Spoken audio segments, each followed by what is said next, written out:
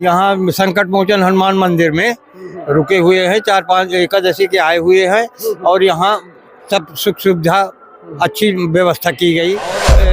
हिंदुत्व की रक्षा है, अच्छा माने अग्रसर है और विद्यार्थी पढ़ रहे हैं, गौशाला गौ सेवा हो रही है। हम प्रयागराज के हैं, हंडिया तहसील। कहाँ रुके हुए हैं? यहाँ संकट मोचन हनुमान मंदिर मैहर खालसा।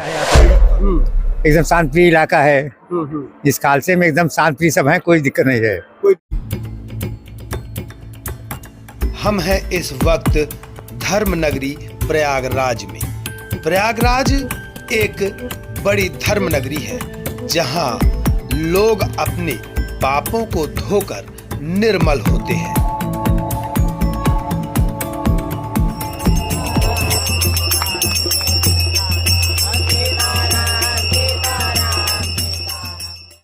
पंद्रह जनवरी से शुरू हुआ माघ मेला मार्च में खत्म होगा। प्रयागराज के संगम तट पर श्रद्धालुओं का तांता लगा हुआ है। अब माघ मेला अपने समापन की ओर है। संगम तट से विदाई की बेला आ गई है। घर गृहस्थी में लौटने से पहले कल्पवासी सैया दान कर रहे हैं। जीवन मृत्यु के बंधनों से मुक्ति की संकल्पना को साकार करने के लिए सैया दान आरंभ हो गया। वहीं मैहर क्षेत्रवासियों के लिए सौभाग्य है कि मैहर संकट मोचन हनुमान मंदिर छोटा अखाड़ा आश्रम गंगा तट में पंडाल लगा श्रद्धालुओं की सेवा कर रहा है। देखा गया महीने भर से निःशुल्क श्रद्धालुओं की सेवा, संत सेवा, गौ सेवा कर जन कल्याण कार्य का कार्य कर रहा है। इस जन कल्याण के कार्य में हमारी सीधी बात मैहर संकट मोचन हनुमान मंदिर छोटा अखाड़ा आश्रम के महंत गंगा शरण जी से हुई। नमस्कार, मैं कुलदीप द्विवेदी। हम आ पहुंचे हैं आज प्रयागराज। प्रयागराज में खास मैहर के लिए खबर है, मैहर के लोगों के लिए खबर है। मैहर का छोटा अखाड़ा आश्रम श्री संकट मोचन हनुमान मंदिर, जो कि आम जनमानस की सेवा के लिए, भक्तजनों की सेवा के लिए लगा हुआ है। ये तकरीबन कई वर्षों से कुटिया बना के इस तरह आम जनमानस की सेवा की जा रही है। हम आपको दिखाएंगे और चर्चा करेंगे महाराज जी से। आइए दिखाते हैं आश्रम किस प्रकार है।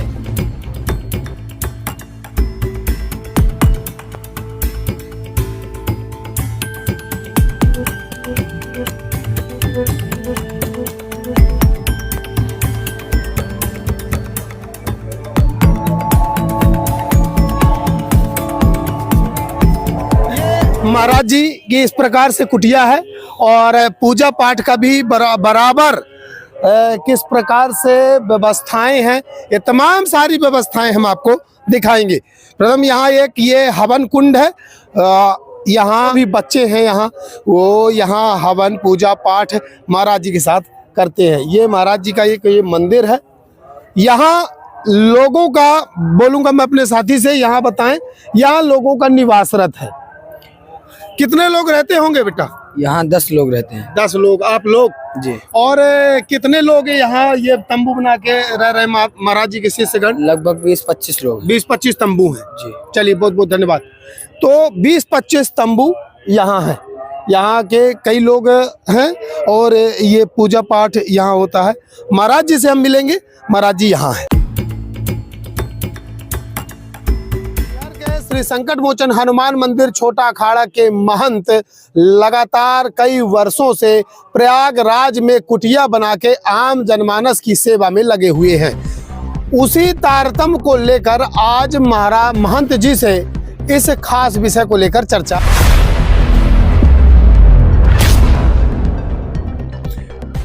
महाराज जी, मैहर टाइम्स में बहुत बहुत स्वागत है आपका। कब से प्रयागराज में आपकी ये कुटिया बनाकर आम जनमानस की सेवा चल रही है? सभी श्रद्धालु और सनातन धर्म अवलंबियों से जय सीताराम। ये छोटा अखाड़ा का कैंप है। ये खालसा हमारे पूज्य श्री सदगुरुदेव भगवान जो साकेत वासी हो चुके हैं, जो छोटा अखाड़ा के प्रथम स्थापक हुए, उन्होंने ही इसकी परंपरा प्रारंभ की थी। पहले वो बड़ा अखाड़ा में पुजारी थे तो बड़ा अखाड़ा का खालसा लगाते थे। इसके बाद जब उन्होंने छोटा अखाड़ा की संरचना की तो इसके बाद छोटा अखाड़ा का खालसा लगने लगा और तभी से क्रम जारी है। और अभी भी भगवान की कृपा से, गंगा मैया की कृपा से अभी भी अनवरत ये संचालित है। कितने दिनों तक ये कैंप रहता है महाराज जी? वैसे तो कैंप हम लोगों के हिसाब से जैसे जमीन आवंटन 15 दिन पहले होती है मांग के, फिर माघ का पूरा महीना रहता है। माघ के महीने में मकर संक्रांति और पूस की पूर्णमासी और ये अमावस्या, और अमावस्या के बाद फिर अचला सप्तमी, बसंत पंचमी और फिर माघ की पूर्णिमा। और तकरीबन एक मंथ रहता होगा। हाँ, 1 मंथ से 1.5 मंथ के आसपास। क्योंकि महाराज जी कितना खर्चा आ जाता होगा? खर्चा तो आता है, खर्चा कभी हम गिनते नहीं कि कितना आता, जो आता जाता करते जाते हैं, खर्चा नहीं। एक बड़ा सवाल है महाराज जी, जी, मैहर माँ शारदा एक धाम है, वो भी गंगा की तरह ही है। बिल्कुल। बड़े बड़े लोग हैं वहाँ, कितनी सेवा हो जाती होगी वहाँ के द्वारा, वहाँ के लोगों के द्वारा आप कितनी मदद मिल जाती होगी आपको यहाँ के लिए? अब देखिए, यह तो हमारा सौभाग्य है कि गंगा, इधर भी गंगा माँ मौसी और शारदा मैया मौसी माँ ही है। दोनों लोग, दोनों बहनाएं, उनके तट में ही निवास करने का सौभाग्य मिलता है, सेवा करने का मिलता है, वहाँ भी आश्रम में भी और गंगा के तट में भी।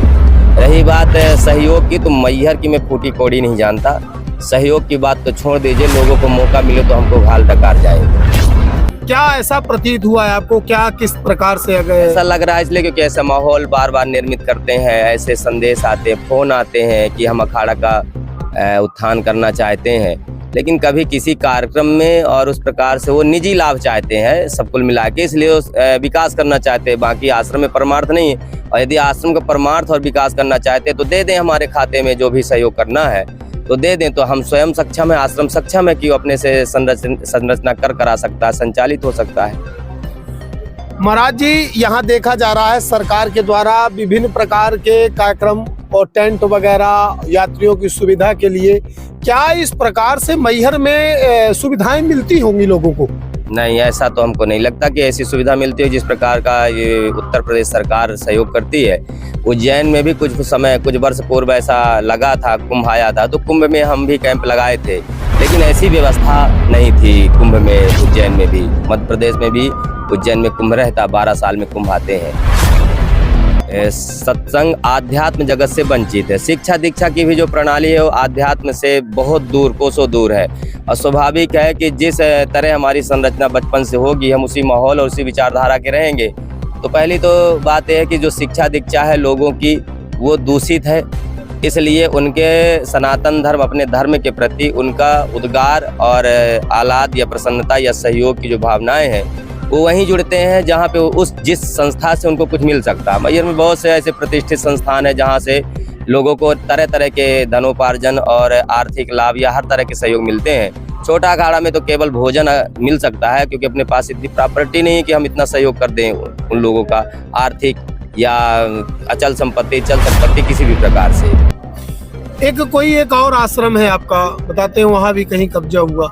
हाँ, मैहर से रीवा रोड में है, नरौरा 8-10 किलोमीटर के आसपास है, नरौरा ग्राम पहाड़ी के आगे पड़ता है।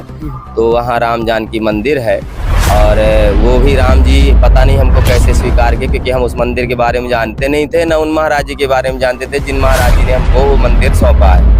और वो भी परेशान होकर के ही परेशान थे, और वो हमको, क्योंकि हम नज़दीक थे, उसकी व्यवस्था सही ढंग से चले इसलिए हमको दिया उन्होंने। तो उसमें भी हाँ तरह तरह के, कहीं सरपंच के द्वारा, कभी प्रतिष्ठित नेताओं के द्वारा, कहीं ग्रामवासियों के द्वारा तरह तरह की समस्याएं और अतिक्रमण जैसी व्यवस्थाएं, या वहाँ पे हम कुछ बना लें इस प्रकार से व्यवस्थाएं। तो इन लोगों को, तमाम लोगों को ऑफर नहीं देते हैं कि हम गंगा तट में कैंप लगाते हैं, हमारा वहाँ सहयोग करिए? यहाँ का चोरी, अगर आपको दानी धर्म करना है, दान के क्षेत्र में आप जाना चाहते हैं और नाम कमाना चाहते हैं, जन आशीर्वाद लेना चाहते हैं, तो गंगा तट में हमारा कैंप लगता है, वहाँ हमको कुछ दान दे दीजिए, कभी आपने कहा ऐसा? अब ऐसा है कि हम महाराज जी की जो वार्षिक पुण्यतिथि हम मनाते हैं, उसमें ही हमको मैहर से फूटी कौड़ी का सहयोग नहीं मिलता है। आश्रम स्वयं डिपेंड व्यवस्था से जो बना ले, तो हम अब इलाहाबाद, प्रयागराज में गंगा के तट की क्या अपेक्षा करें, या किसी भी कार्यक्रम की क्या अपेक्षा? हम तो सिर्फ उनसे इतना ही कहते हैं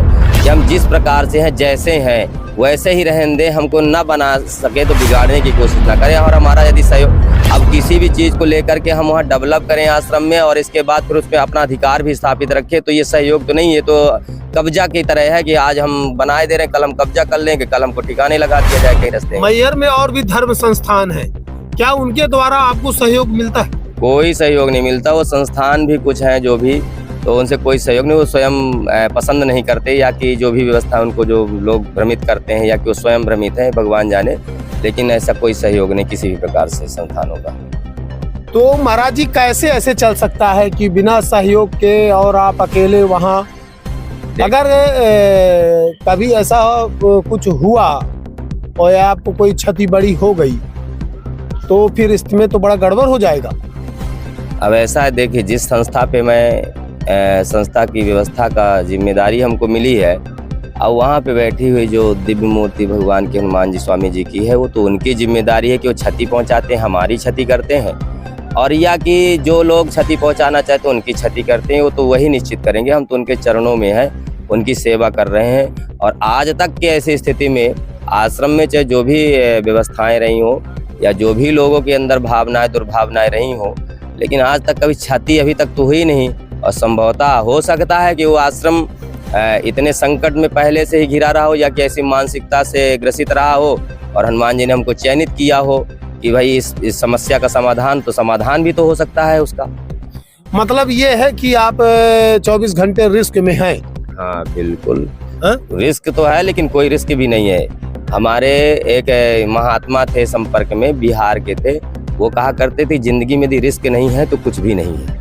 और रिस्क लेने के लिए तो बड़े बड़े लोग अपराध कर डालते हैं, रिस्क लेके तो अपराध करते हैं। तो हम तो आध्यात्म की लड़ाई लड़ रहे हैं, सनातन धर्म की लड़ाई लड़ रहे हैं, तो उसमें कोई रिस्क नहीं। चलिए बहुत अच्छा महाराज जी, अच्छा लगा। ये गंगा तट की व्यवस्था को लेके व आगे आने वाली पीढ़ी की व्यवस्था को लेके निचोड़ में क्या कहना चाहेंगे?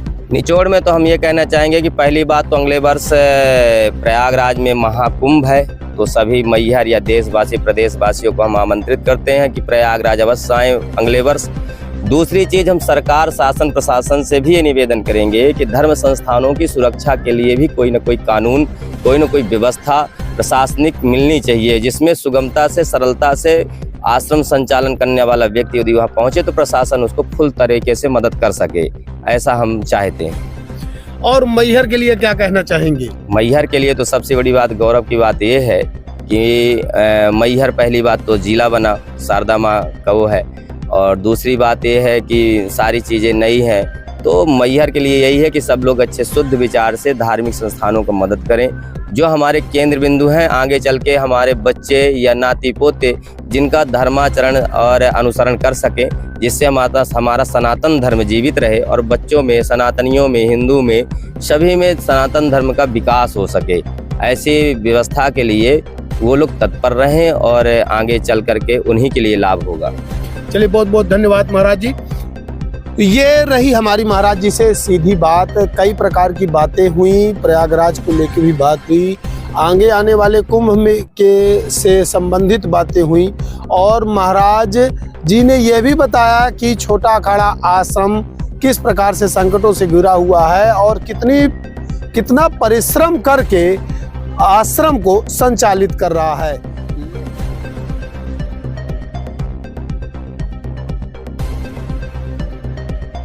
एक तरफ आश्रम को संचालित करने के लिए कोई आय का स्रोत भी नहीं है, यहाँ तक कि मैहर में बड़े बड़े धुरंधर होने के बावजूद भी किसी प्रकार से कोई मदद नहीं मिलती।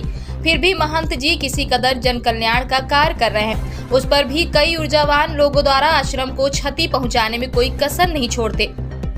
एक तरफ सांसारिक लोग प्रयागराज में माघ मास में दान करने का अक्षय पुण्य प्राप्त कर रहे हैं, जो कि स्नान दान की परंपरा सदियों से चली आ रही है। प्राचीन काल में महाराजा हर्षवर्धन प्रतिवर्ष माघ मास में संगम स्नान करने आते थे। स्नान के बाद समस्त संपदा दान करके एक वस्त्र में अपने राज्य के लिए लौटते थे। वहीं माता शारदा की नगरी में ऐसे भी कुछ लोग हैं जो सस्ती लोकप्रियता पाने के लिए बड़े बड़े पोस्टर बैनर लगा के अपने पाप को धर्म रथी बनते हैं। वास्तविकता तो यह है कि इन्हें आश्रम की भूमि स्वर्ण मृग जैसी लग रही है। किसी कदर महंत गंगा शरण को खत्म कर आश्रम को गिगल लिया जाए।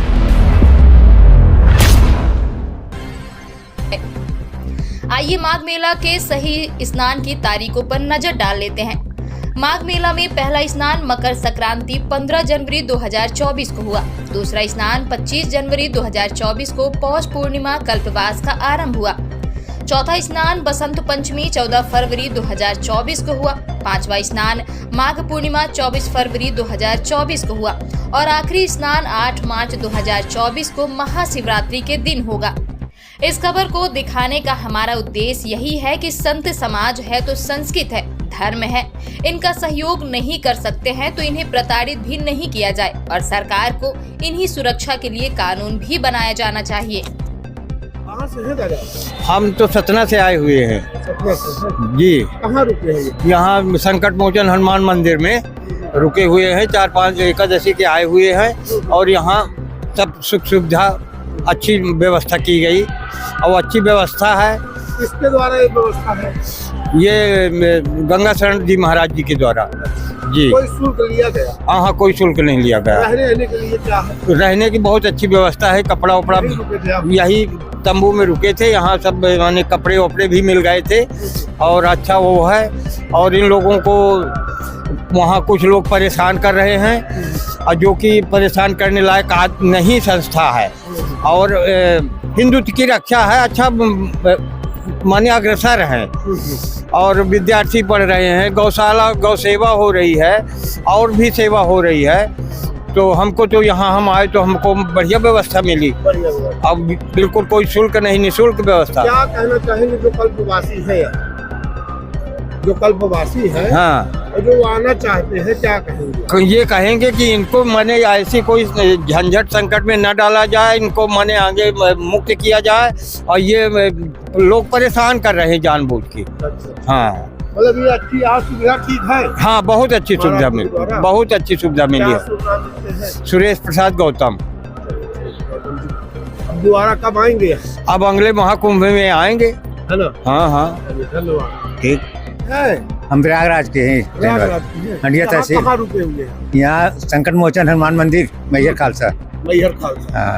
हाँ, क्या व्यवस्था है? बहुत बढ़िया है यहाँ पे। एकदम शांति इलाका है। इस खालसे में एकदम शांति सब है, कोई दिक्कत नहीं है। कोई दिक्कत नहीं। बहुत आराम है। और सब संत महात्मा जितने हैं सब आराम से है। संतों के लिए 2 शब्द। संत बहुत बढ़िया हमारे हैं। एकांत एकदम शांत भी है, बहुत स्वभाव से अच्छे हैं। हाँ, इनसे सब लोग खुश हैं। क्या शुभ नाम लिखते हैं? जंग बहादुर सिंह चक सिकंदर। बहुत बहुत धन्यवाद। ये मैया यह संकट मोचन में भैया। हाँ हाँ। हाँ, तो ये कब से आप इनको जानते हैं? मैहर का छोटा अखाड़ा है। कब से जानते हैं? 5 साल से। 5 साल से। हाँ यही आते हैं हर बार? हाँ हाँ, कैसा यहाँ लगता है? अच्छा होता है। व्यवस्थाएं? बहुत व्यवस्था बढ़िया बा। क्या महाराज जी के द्वारा कोई शुल्क लिया जाता है? नहीं नहीं कोई शुल्क नहीं। रहने के लिए व्यवस्था? नहीं, सब बहुत अच्छा बात है। कहाँ से है आप लोग? हम वही सांसौ बाजार के, यही प्रयागराज के है। धन्यवाद। आप आश्रम का भविष्य चाहते हैं, अपने बच्चों का भविष्य चाहते हैं, तो आश्रम को बनाए रखना पड़ेगा। तभी हमारी संस्कृति बच सकती है, तभी हमारा सनातन बच सकता है। ऐसी खबरों को देखने के लिए आप बने रहिए मैहर टाइम्स के साथ और हमसे जुड़ने के लिए हमारे चैनल को सब्सक्राइब करें ताकि आप हमारे साथ निरंतर बने रहें। धन्यवाद।